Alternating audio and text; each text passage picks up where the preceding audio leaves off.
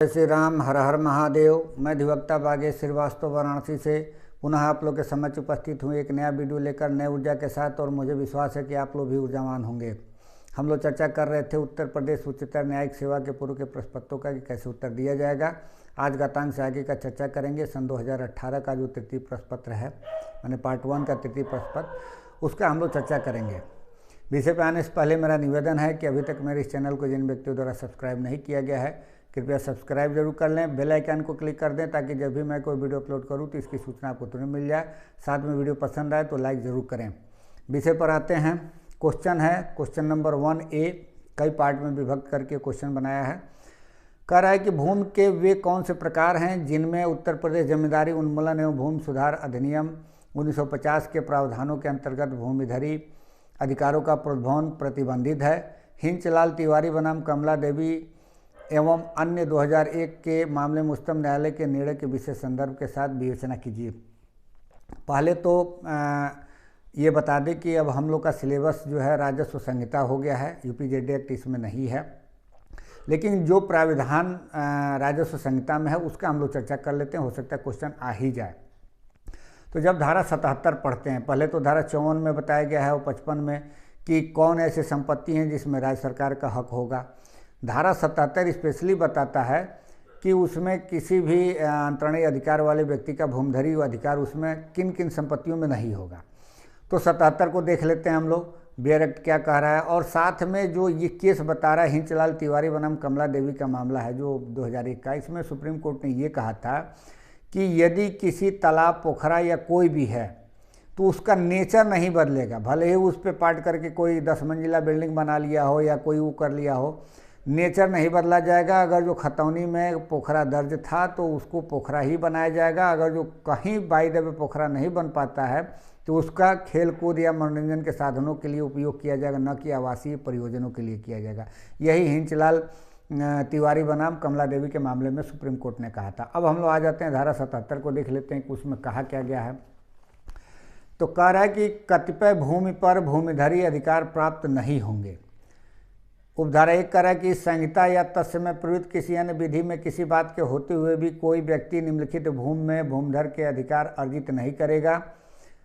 ए कह रहा है खलिहान, खाद के गड्ढों, चारागाह या सामान्यतः कब्रिस्तान या शमशान के प्रयुक्त भूमि। बी कह रहा है भूमि जिस पर पानी हो और जिसका उपयोग सिंघाड़ा या अन्य उपज उगाने के लिए किया जाता हो। सी कह रहा है भूमि जो नदी के तल में स्थित हो और जिसका उपयोग आकस्मिक या यदा कदा खेती के लिए किया जाता हो। डी कह रहा है स्थान परिवर्ती या अस्थायी खेती के ऐसे भूभाग जिन्हें राज्य सरकार अधिसूचना द्वारा निर्दिष्ट करे। ई कह रहा है कि भूमि जिसे राज्य सरकार ने टोंगिया बागान के लिए आश्रित घोषित या पृथक रक्षित किया हो और ऐसा अधिसूचित किया हो। एफ कह रहा है बाग भूमि जो धारा 69 के अधीन किसी ग्राम पंचायत या किसी अन्य स्थानीय प्राधिकारी को सौंपी गई या सौंपी गई समझी गई हो। देखिए धारा 69 में भी 59 में, हमने मुंह से गलत से 69 कर दिया, 59 में कुछ संपत्तियों को ग्राम पंचायत या स्थानीय प्राधिकरण को या स्थानीय प्राधिकारी को या भूमि प्रबंधन समिति को राज्य सरकार द्वारा सौंपे जाने की व्यवस्था की गई उसमें धारा 59 में कि कौन कौन सी संपत्तियां होंगी जिसको दिया जा सकता है। तो इसको भी कह रहा है कि धारा 59 में जो कोई ग्राम पंचायत को दे दिया गया है या किसी अन्य स्थानीय प्राधिकारी के जिम्मे सौंप दिया गया है तो उसमें भी भूमिधरी अधिकार उत्पन्न नहीं होगा। उसके बाद कह रहा है नेक्स्ट इसका जी कि सलेज फार्म या मलगत भूमि में सम्मिलित भूमि जो धारा 59 के अधीन किसी ग्राम पंचायत या किसी अन्य स्थानीय प्राधिकारी को सौंपी गई या सौंपी गई समझी गई हो।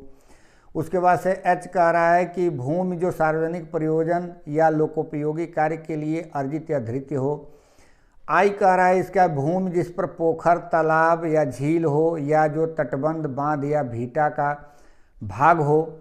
और उसके बाद से जे कह रहा है कि कोई अन्य भूमि जिसे राज्य सरकार सूचना द्वारा इस निमित्त निर्दिष्ट करे।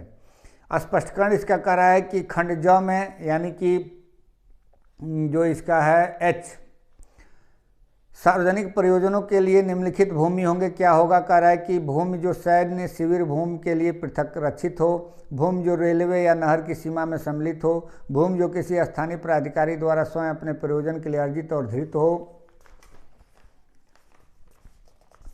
भूमि जो उत्तर प्रदेश जो चकबंदी अधिनियम 1953 की धारा 29 ग में निर्दिष्ट हो, भूमि जो किसी ग्राम पंचायत द्वारा सार्वजनिक उपयोगिता के प्रयोजन के लिए आरक्षित हो। इस तरीके की जो भूमि है उसमें कोई भूमिधरी अधिकार उत्पन्न नहीं होगा किसी भी व्यक्ति का। उपधारा 2 कह रहा है कि संहिता के अन्य उपबंधों में अंतर्विष्ट किसी बात के प्रतिकूल होते हुए भी जहां इस धारा के उपधारा 1 में निर्दिष्ट कोई भूमि अथवा उसका कोई भाग जो लोक प्रयोजन के लिए क्रय, अर्जित या पुनर्गृहित किए गए भूखंड या भूखंडों से घिरा है अथवा उसके या उनके मध्य में है अथवा किनारे है, वह लोक एवं लोक प्रयोजन के लिए आवश्यक है, वहाँ राज्य सरकार ऐसी लोक उपयोगिता की भूमि की श्रेणी को परिवर्तित कर सकेगी। और यदि ऐसी लोक उपयोगिता की भूमि की श्रेणी परिवर्तित की जाती है तो पूर्वोक्त लोक उपयोगिता की भूमि के बराबर या उससे अधिक अथवा स्थानीय अथवा कोई अन्य भूमि उसी प्रयोजन के लिए यथास्थिति उसी अथवा किसी निकटवर्ती ग्राम पंचायत अथवा स्थानीय प्राधिकरण में आरक्षित कर दी जाएगी, या राज्य सरकार इस संहिता की धारा 101 के अधीन उसके विनियम की अनुज्ञा विहित रीति से दे सकेगा। मतलब इसके कहने का मतलब ये है कि अगर जो कोई ऐसी संपत्ति है जिसको राज्य सरकार द्वारा लोकोपयोगी यानी कि सार्वजनिक प्रयोजनों के लिए अगर जो अधिग्रहित कर लिया जाता है तो उसके एवज में उसको अलग कहीं भूमि दिया जाएगा। प्रोविजो कह रहा है इसका कि यह कि किसी लोक उपयोगिता की भूमि की श्रेणी अपवादिक प्रकरणों में ही ऐसी निबंधन एवं शर्तों पर परिवर्तित की जा सकेगी जैसा कि विहित की जाए।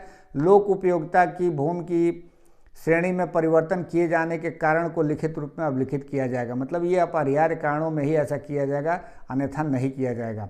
उपधारा 3 कह रहा है कि राज्य सरकार भूमि की श्रेणी परिवर्तित करते समय या संहिता की धारा 101 के अंतर्गत उसके विनिमय की अनुज्ञा देते समय आरक्षित किए जाने के लिए या विनिमय किए जाने के लिए प्रस्तावित भूमि की स्थिति, लोक उपयोगिता और उपयोगिता पर विचार करेगी। उपधारा 4 कह रहा है कि इस धारा के उपधारा 2 के अंतर्गत भूमि की श्रेणी परिवर्तित की जाती है तो कलेक्टर अधिकार अभिलेख, खतौनी और मानचित्र में तदनुसार संशोधन का आदेश देगा।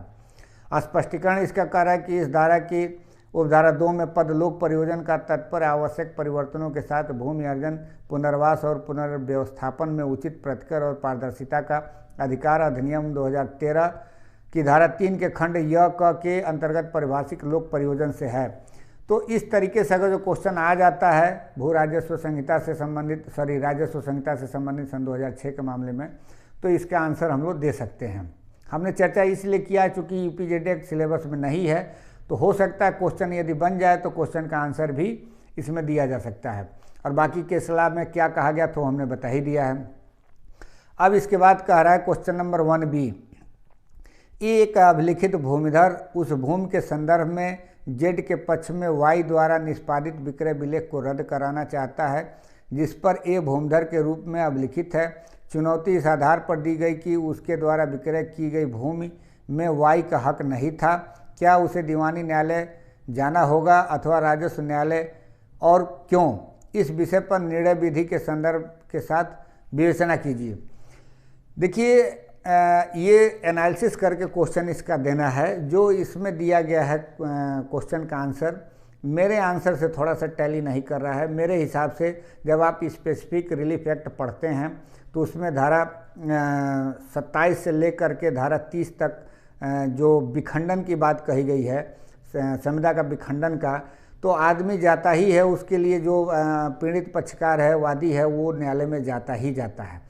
या लिखितों का जो रद्दकरण की बात कही गई है उसमें एक रजिस्ट्रीकृत बैनामक को भी रद्द कराया जा सकता है, जो धारा 31, 32 और 33 में प्रावधान दिया गया स्पेसिफिक रिलीफ एक्ट के तहत। तो पहले तो इसका जो क्वेश्चन का आंसर है कि यस जा सकता है सिविल न्यायालय में।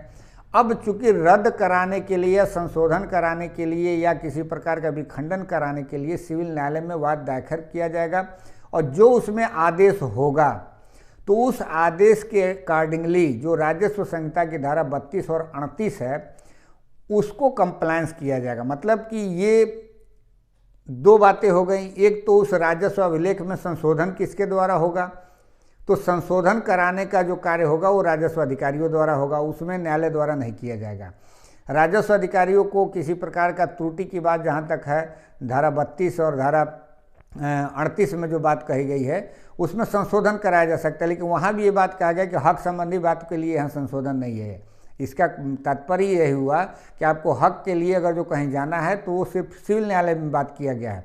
सिविल न्यायालय में आपको ये डिसाइड कर दिया जाए कि नहीं वो संपत्ति आपकी है, वो विक्रय विलेख रद्द कर दिया जाएगा अगर जो गलत है तो, तब उसी के अकॉर्डिंगली आपका नाम फिर उसमें संशोधन किया जाएगा।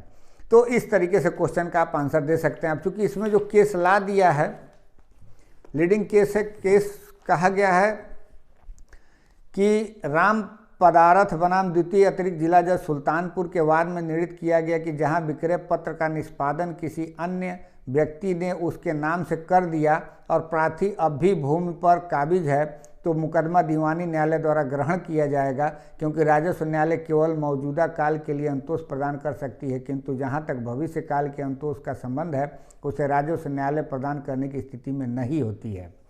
तो इस तरीके से क्वेश्चन का आंसर हम लोग दे सकते हैं। अब उसके बाद से क्वेश्चन आता है 1C। ये कह रहा है कि उत्तर प्रदेश जो चकबंदी अधिनियम 1963 की धारा 4(2) के अंतर्गत अधिसूचना जारी होने पर उपरोक्त वाद का भविष्य क्या होगा और तब एक के लिए क्या उपचार खुला है। देखिए जो क्वेश्चन इसमें जिसका आंसर दिया गया ये भी गलत मेरे हिसाब से आंसर है। इसमें ये कहा गया है कि अपने आप उपगत हो जाएगा, ऐसा कुछ नहीं है। उसमें यही कहा गया है कि जो प्रभाव होगा वो प्रभाव तो उपधारा 5 का जो 2 है, 2 में प्रभाव की बात कर रहा है और 1 में भी प्रभाव की बात कर रहा है। तो जो ये बात कह रहा है कि कोई वाद अगर जो दाखिल किया जा सकता था किसी विषय से संबंधित, जो राजस्व संहिता है उसके संबंधित अगर जो कोई वाद विवाद या कोई अधिकार इस तरीके का डिस्प्यूट हो सकता था जिसका विनिश्चय किया जाना आवश्यक है, तो ये इन्हीं के न्यायालय में किया जाएगा। और ये कह रहा है कि अगर जो कोई अन्य न्यायालय में दाखिल किया होगा, चाहे विचारणा अपील या कहीं पर भी, तो वहाँ पे ये कह रहा है कि तदर्थ आदेश पर उपसमित हो जाएगा। तो तदर्थ आदेश का मतलब होता है कि जब तक किसी प्रकार का आदेश नहीं दिया जाएगा तब तक अपने आप उपसमित नहीं हो जाएगा।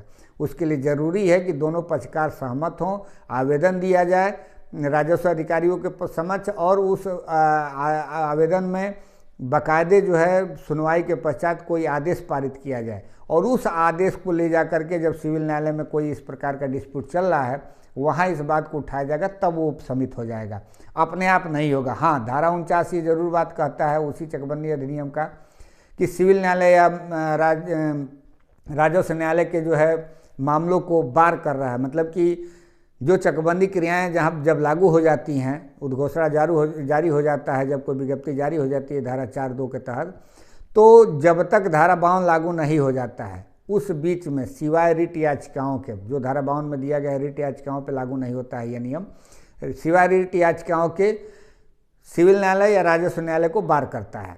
तो बार करने का सेंस ये है कि वहाँ जो डिस्प्यूट हो सकते हैं उन डिस्प्यूट का चकबंदी न्यायालय द्वारा निस्तारण किया जाएगा, न कि किसी के राइट के या टाइटल को वहाँ निस्तारित किया जाएगा। वो अधिकार एक बने रहेंगे और इसका कहीं कोई ऐसा वो नहीं। लेकिन जो कि क्वेश्चन ये पूछ रहा है कि इसका प्रभाव क्या होगा, तो प्रभाव यही होगा कि अपने आप उपसमित नहीं होगा जब तक कि उसको तदर्थ आदेश न दिया जाए। और हमने पूर्व के वीडियो में भी बाकायदे केसला वगैरह भी दिया है, उसको आप लोग जरूर देखिएगा। जो कि कंटिन्यूटी जिसकी बनी हुई है, ये रिपीटेड क्वेश्चन है, ये बार बार पूछा जाने वाला क्वेश्चन है और हमने पूर्व के वीडियो में बहुत बृहत स्तर पर केसला के साथ इसका वर्णन किया है। अब क्वेश्चन नंबर 1D कह रहा है कि यक्ष का गाटा संख्या 202 जो कि उसकी कृषि जोत का हिस्सा है पर अपना स्वयं का मकान है, सहायक चकबंदी अधिकारी उपरोक्त गाटा को चकबंदी योजना में शामिल कर देता है। क्या एक्स अपनी जोत के अपवर्जन का इस आधार पर दावा कर सकता है कि इस पर उसका मकान मौजूद है। देखिए क्वेश्चन जो ये बता रहा है, ये इसमें भी इस क्वेश्चन से हमारा जो है थोड़ा सा अंतर होगा। जो राजस्व संहिता है, ये चूँकि UPZD एक्ट का बात कर रहा है, लेकिन जो राजस्व संहिता है उसमें धारा 80 जब आप लोग पढ़ेंगे तो उसमें बताया गया है कि यदि कोई कृषि प्रयोजन से भिन्न अपने ज़मीन का, चाहे तो वो क्या बोलते हैं औद्योगिक प्रयोजन से या आवासीय प्रयोजन से करना चाहता है या कृषि प्रयोजन से भिन्न करना चाहता है उसका प्रयोग, तो इस बात के लिए घोषणा कराने के लिए कि उसका मतलब राजस्व अभिलेखों से उसमें इस बात का संशोधन किया जाए कि इस प्रकार का नहीं रह गया है, अब ये जोत की ज़मीन नहीं रह गई है। उप जिलाधिकारी के यहाँ आवेदन किया जाएगा और उप जिलाधिकारी चाहे स्वयं के अपने द्वारा या आवेदन किए जाने पर अगर जो उसको लगता है कि नहीं इसका प्रयोग अब नहीं किया जा रहा है तो इस बात का एक प्रकार से प्रख्यापन करेंगे और आदेश पारित करेंगे कि उसका प्रयोजन जो है ये माना जाए कि अब ये कृषि प्रयोजन के रूप में इसका प्रयोग नहीं किया जा रहा है। और इस बात का संशोधन खसरा में भी होगा, खतौनी में भी किया जाएगा, मतलब उसका नेचर दर्ज हो जाएगा कि किस प्रकार का प्रयोग किया जा रहा है। अब चूंकि आबादी की स्थिति में अब ये कह रहा है कि घोषित नहीं कराया गया है और चकबंदी अधिकारी द्वारा अगर जो जारी कर दिया गया है तो उसको नहीं किया जाएगा, ऐसा नहीं है। उसमें धारा 9 में एक स्टेज आते हैं, आपको धारा 10 में स्टेज आते हैं, फिर धारा 19 का जब कंप्लायंस किया जाता है प्रारंभिक चकबंदी योजना तब भी धारा 20 में गजट किया जाता है, आपत्ति मांगा जाता है। तो हर स्टेज पर आपत्तियां लाने की स्थिति है और जब आपत्ति इसीलिए होता है कि आप अपने बातों को कहें कि आपके साथ समस्या क्या है। और जो धारा 5 में भी ये बात कही गई 5(2) में कि यदि कोई कृषि प्रयोजन से भिन्न यदि कोई करते चला आ रहा है पहले से, चकबंदी योजना के लागू होने के ठीक पहले से, तो उस पर ये इसका प्रभाव नहीं होगा। तो जब ये बात खुद धारा 5 के उसमें कहा गया है तो फिर यहाँ कोई मतलब नहीं रह जाएगा। एक बार देखते हैं चकबंदी अधिनियम में क्या कहा गया है। धारा 5 के 2 में ये स्पष्ट ये बात कहा गया है।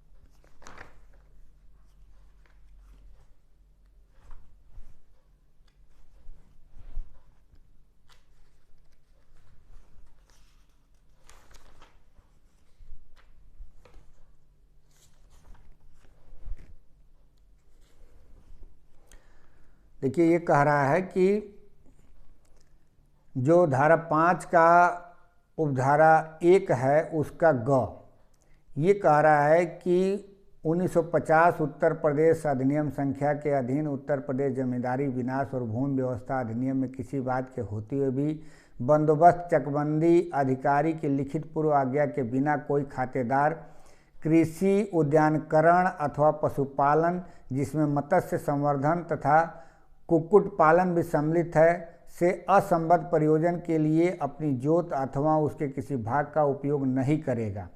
अब प्रोविजो ये क्या कह रहा है कि किंतु प्रतिबंध यह है कि खातेदार अपनी जोत का अथवा उसके किसी भाग का उपयोग ऐसे प्रयोजन के लिए कर सकता है जिसके लिए धारा 4 की उपधारा 2 के अधीन जारी की गई विज्ञप्ति में निर्दिष्ट दिनांक से पहले वह उपयोग में लाया जा रहा था। इसका मतलब ये हुआ कि अगर जो वो पहले से आवासीय प्रयोजन से उसका प्रयोग करते चला आ रहा था तो वो कर सकता है और उसको चकबंदी क्रियाओं के अधीन नहीं लाया जाएगा, उसको बाहर किया जाएगा। इसका क्वेश्चन का आंसर इसमें चूँकि गलत दिया है, आप लोग भी अगर जो मेरे बातों से सहमत हैं तो कृपया बेयर एक्ट से मिलान करके आप लोग इसको क्वेश्चन का आंसर दे सकते हैं। अब इसके बाद कह रहा है question number 2A, Uttar Pradesh शहरी भवन किराए पर देने किराए एवं बेदखली विनियम अधिनियम 1972 के प्रावधानों द्वारा शासित किसी भवन के से किसी किराएदार के बेदखली के लिए वाद किन आधारों पर दायर किया जा सकता है। देखिए पहली बात तो जो धारा 20 का धारा 2 है उसमें आधार बताए गए हैं। एक में कहा गया है कि चाहे कितना हो किराया बाकी हो इस आधार पर उसको बेदखल नहीं किया जाएगा, लेकिन अगर जो किसी वाद में या अपील में इस तरीके का कोई एग्रीमेंट किया गया है उसको किराएदार और मकान मालिक के बीच में कि उसको अमुक समय के उपरांत खाली कर दिया जाएगा तो बेदखल किया जा सकता है उस आधार पर। लेकिन जो धारा 2 बताता है धारा 20 का, उसमें आधार बताता है कि किस आधार पर एक किराएदार को बेदखल करने का आवेदन किया जाएगा। तो उसमें ये कह रहा है कि किराएदार पर 4 महीने का किराया बाकी है और नोटिस तामील होने के 1 महीने के भीतर उसका भुगतान अपने मकानदार को नहीं किया है। पहला तो आधार ये है। दूसरा है कि किराएदार ने जानबूझकर भवन को सार्वजनिक रूप से क्षतिग्रस्त किया है। तीसरा है किराएदार ने मकानदार की लिखित अनुज्ञा के बिना कोई निर्माण या संरचनात्मक परिवर्तन जिससे उसका मूल्य या उपयोगिता घटने की संभावना हो किया है। और उसके बाद से फिर एक आधार बता रहा है डी आपका, किराएदार ने मकानदार की लिखित अनुज्ञा के बिना उसका प्रयोग अवैध या अनैतिक प्रयोजनों के निर्मित भवन का प्रयोग करने के अपराध में सिद्धदोष ठहराया गया है। ई बता रहा है कि किराएदार ने भवन को सिकमी किराए पर उठाया है और F बता रहा आधार कि किराएदार ने अपनी हैसियत को नकारा है या मकानदार के स्वत्व को अमान्य किया है और मकानदार ने न तो पुनः प्रवेश के अपने अधिकार का अधित्याग किया है और किराएदार के आचरण को न ही क्षमा किया है। और आखिरी इसका आधार है कि किराएदार को भवन का अध्यासन करने की अनुज्ञा मकानदार के अधीन उसकी सेवा योजना संविदा के भाग के रूप में दी गई थी और उसका सेवा योजना समाप्त हो गया है, तब वो बेदखली का आवाज़ दाखिल किया जा सकता है उसके विरुद्ध। तो इस तरीके से बस ये आधार ही इसमें लिखना है, कुछ आगे पीछे कुछ नहीं लिखना है। तो आधार आप इतना जो आधार है इसको लिख सकते हैं। अब क्वेश्चन नंबर 2B है, उपरोक्त अधिनियम की धारा 20(4) का लाभ प्राप्त करने के लिए कौन सी शर्तें निर्दिष्ट है। देखिए उसमें जो किराएदार है, किराएदार को जो पहला ग्राउंड है इसमें कि 4 महीने का जो किराया बाकी है, अगर जो नहीं देता है तो बेदखली का आधार बन जाता है मकान मालिक को। लेकिन अगर जो बेदखली का वाद दाखिल किया जाता है तो उस कंडीशन में फिर किराएदार को भी एक अधिकार मिलता है जो धारा 4 में बताया गया। उसमें ये कह रहा है कि प्रथम सुनवाई के तिथि पर, यानी कि जो ही उसको नोटिस दिया गया और प्रथम सुनवाई का जो डेट पड़ा उस तिथि पर किराएदार में ब्याज सहित 9% जिसमें खर्चे भी शामिल हैं, जो व्यय है वो भी शामिल है, इंक्लूड करते हुए वकील का जिसमें खर्च भी होता है वो भी शामिल है। अगर जो वो डिपॉजिट कर देता है किराए के साथ में जो धारा 30 के उपधारा 1 के तहत दिया गया है तो न्यायालय द्वारा फिर उसको बेदखली का आदेश नहीं दिया जाएगा। किंतु प्रोविजो इसमें ये भी कह रहा है कि अगर जो उस किराएदार का उसी शहर में उसी नोटिफाइड एरिया में अगर जो उसके द्वारा या उसके परिवार के द्वारा कोई मकान जो रिक्त पाया गया है, यानी कि उसके फेवर में रिक्त घोषित कर दिया गया है या रिक्त करा लिया है, तो उसको इसका लाभ नहीं दिया जाएगा। अब क्वेश्चन जो है इसको इतने से ही पूर्ण किया जा सकता है। इसमें 2 केस दिया गया है, इसको भी देख लेते हैं। मौलवी अब्दुल वहाब बनाम ADJ मुजफ्फरनगर 1980 के मामले में न्यायालय ने यह विचार व्यक्त किया कि धारा 20(4) के उपबंध प्रकृति में भविष्यलक्षी है और इस अधिनियम के आगमन के पूर्व संस्थित कोई वाद या कार्रवाई उसके उपबंधों को लागू न होंगे। पुनः भोलाराम कुशवाहा बनाम शंकरलाल मकदारिया 2016 के बाद में निर्धारित किया गया कि याची किराएदार ने सुनवाई के पहली तारीख पर दे बकाया किराए का भुगतान नहीं किया, जो धनराशि जमा किया गया वह अपर्याप्त होने तथा याची की पत्नी के नाम पर आवासीय परिसर अर्जित कर लिए जाने के कारण याची धारा 20(4) का लाभ प्राप्त करने का हकदार नहीं है। बेदखली आदेश में हस्तक्षेप करने का कोई औचित्य नहीं है। तो इस तरीके से इस क्वेश्चन का आंसर दिया जा सकता है। अब क्वेश्चन नंबर 2 से, हाँ एक बात और बता दें कि जो उत्तर प्रदेश में नई किराएदारी अधिनियम लागू हो चुकी है, चूँकि सिलेबस में हम लोग को वही पढ़ना है इसलिए उसका हम लोग चर्चा कर रहे हैं। अन्यथा आप देखा जाए तो नई किराएदारी अधिनियम लागू हो गया है, अब ये पुराने वाले से कोई लेना देना नहीं है। क्वेश्चन नंबर 2C कह रहा है कि उपरोक्त अधिनियम की धारा 16(1)B तथा 21(1)A के अंतर्गत भवन की निर्मुक्ति के लिए कार्रवाइयों के बीच मुख्य सुबंधक विशेषता क्या है।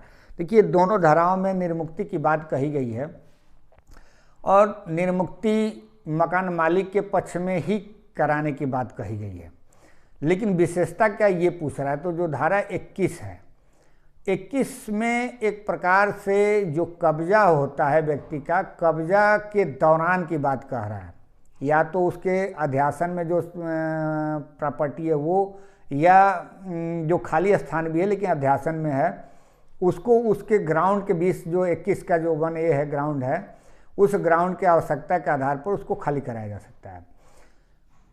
मतलब उसमें विधिमान्य एक प्रकार से वो रहता है, क्या बोलते हैं, किराएदारी विद्यमान रहती है, उस कंडीशन में उसको खाली कराने की बात आती है, निर्मुक्त कराने की बात आती है।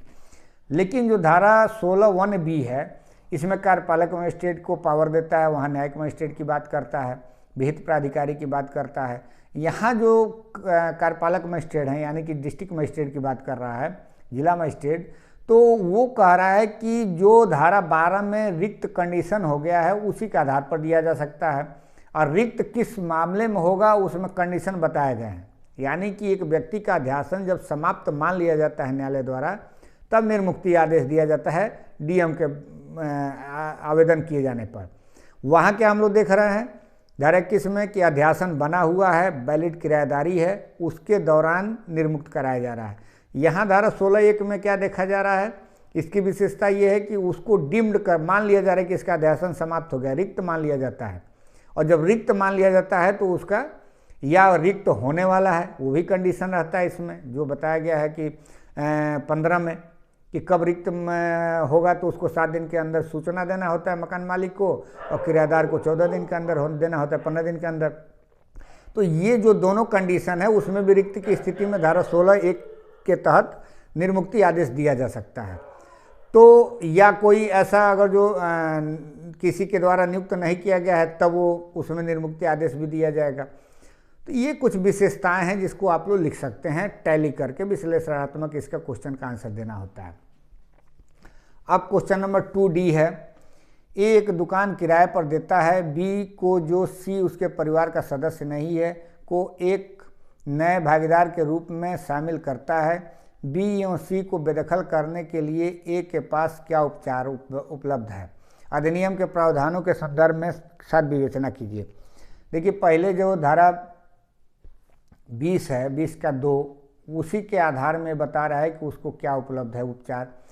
उसके बाद भी यदि जब धारा 12 का 2 पढ़ेंगे तो उसमें भी बताया गया है कि अगर जो कोई सिकमी किराएदार को रख लेता है, ऐसा कोई व्यक्ति है, मतलब वो अनावासीय प्रयोजन से दिया गया है, तभी उसका अध्यासन समाप्त मान लिया जाता है। और धारा 25 में बताया गया है कि डीएम के परमिशन से या मकान मालिक के सहमति से अगर जो कोई सिकमी किराएदार नहीं रखा जाता है तो वो भी माना जाता है कि वो अध्यासन समाप्त हो गया है उसका, और उसके खिलाफ बेदखली का वाद दाखिल किया जा सकता है। तो ये जो ग्राउंड बन रहे हैं धारा 12 के तहत और धारा 25 के तहत, उसके आधार पर ये मान लिया जाता है कि वो व्यक्ति उस व्यक्ति का अध्यासन समाप्त हो गया है।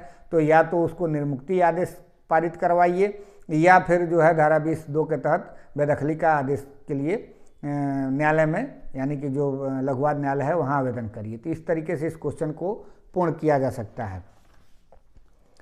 अब क्वेश्चन नंबर 3A है, ये कह रहा है किसी नगर पालिका के एक सदस्य के रूप में किसी व्यक्ति के निर्वाचन को कैसे, उसके समक्ष और किन आधारों पर चुनौती दी जा सकती है? उत्तर प्रदेश नगर पालिका अधिनियम 1916 में सम्मिलित प्रावधानों के विशेष संदर्भ के साथ विवेचना कीजिए। देखिए, जितना भी राजस्व संहिता से संबंधित चाहे लोकल लॉ है, जो भी उत्तर प्रदेश का सिलेबस, उसमें हमने समग्र वीडियो बनाया हर सब्जेक्ट पे, और इन सारे क्वेश्चनों को मैंने समाहित करते हुए बनाया जो जो या तो पूछे गए हैं या पूछे जाने की संभावना है। कृपया एक बार आप लोग वीडियो जरूर देखिएगा।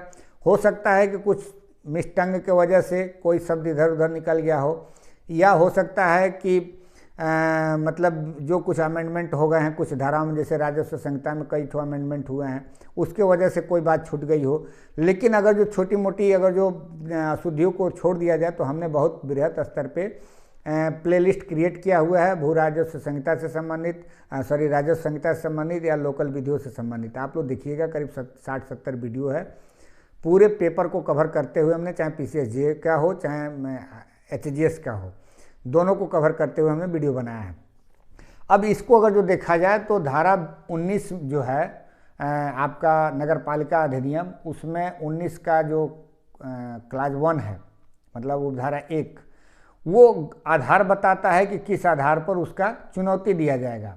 और धारा 20 का 5 कह रहा है कि कहाँ दिया जाएगा, तो ये बताता है कि उस क्षेत्र के जो प्रारंभिक सिविल अधिकारिता का जो न्यायालय रखता है, वहाँ जिला न्यायालय में रिटर्निंग जो अधिकारी हैं उनका घोषणा करने के 1 महीना के भीतर, यानी 30 दिन के भीतर उसको याचिका दाखिल किया जाएगा। और याचिका किसके द्वारा किया जाएगा, तो उसमें भी धारा 20 में ही 2 में दिया गया है, 3 तरह के व्यक्ति को बताया गया है।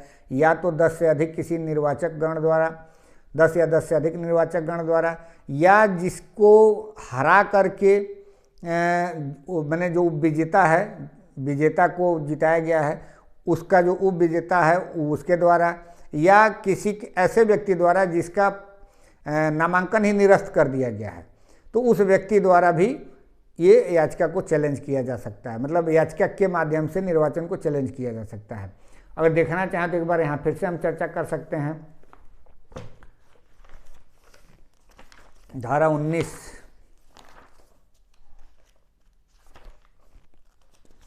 देखिए 19 कह रहा है, 19 का 1, किसी व्यक्ति के नगरपालिका के सदस्य के रूप में निर्वाचन के संबंध में निर्वाचन याचिका द्वारा इस आधार पर आपत्ति की जा सकती है कि ऐसे व्यक्ति ने निर्वाचन कार्रवाइयों के दौरान या उसके संबंध में धारा 28 में यथा परिभाषित कोई भ्रष्ट आचरण किया है। दूसरा आधार कह रहा है कि ऐसा व्यक्ति 1 से या अधिक मतों के अनुचित रूप से अस्वीकार या स्वीकार किए जाने के कारण निर्वाचित घोषित किया गया है या किसी अन्य कारण से वैध मतों के बहुमत से सम्यक रूप से निर्वाचित नहीं हुआ है। और तीसरा आधार ये कह रहा है कि ऐसा व्यक्ति निर्वाचन के लिए उम्मीदवार के रूप में नाम निर्देशित किए जाने के लिए अर्ह नहीं था, या यह कि याचिका देने वाले का नाम निर्देशन पत्र अनुचित रूप से अस्वीकृत किया गया था। तो ये तो आधार हो गया। अब धारा 20 को यदि देखा जाता है तो 20 में ये उपधारा 2 कह रहा है, नहीं उपधारा 3 कह रहा है कि याचिका किसी ऐसे उम्मीदवार द्वारा जिसके पक्ष में मत अभिलिखित किए गए हों और जिसको याचिका में ऐसे व्यक्ति के स्थान पर जिसके निर्वाचन के संबंध में आपत्ति की गई हो निर्वाचित घोषित किए जाने का दावा किया हो, या नगर पालिका के 10 या उससे अधिक निर्वाचकों द्वारा या किसी ऐसे व्यक्ति द्वारा जो यह दावा करे कि उसका नाम निर्देशन पत्र अनुचित रूप से अस्वीकृत किया गया था, प्रस्तुत की जा सकती है। अब कहाँ की जाएगी, ये बात उपधारा 5 में दिया गया है। तो ये करे याचिका उस क्षेत्र में अधिकारिता का प्रयोग करने वाले जिला न्यायाधीश को प्रस्तुत की जाएगी जिसमें वह नगर पालिका स्थित है जिसमें निर्वाचन याचिका संबंधित है। तो इतना करके इस क्वेश्चन का आंसर आप पूर्ण कर सकते हैं। इसके बाद क्वेश्चन ये है कि उपरोक्त अधिनियम के प्रावधानों के अंतर्गत किन भवनों भूमि को कर के उद्ग्रहण से छूट दी जा सकती है। तीसरा का भी क्वेश्चन है। ये थोड़ा सा क्वेश्चन बड़ा हो जाएगा और समय भी ज़्यादा लग जाएगा। हम वीडियो को यहीं विराम देना चाहेंगे। अगली वीडियो में मैं इन सारे क्वेश्चनों का उत्तर दूंगा, कैसे इसको दिया जाएगा। और मैंने जिन जिन बातों को कहा है मुझे विश्वास है कि आप लोग को ज़रूर समझ में आया होगा। बेयर एक्ट का जिनका मैंने उल्लेख किया है उसको आप लोग ज़रूर पढ़ लीजिएगा, जिनके इस्लाह का मैंने वर्णन किया है उसको भी आप लोग देख लीजिएगा। मिलते हैं अगले वीडियो में नए ऊर्जा के साथ, तब तक के लिए इजाज़त दीजिए। धन्यवाद।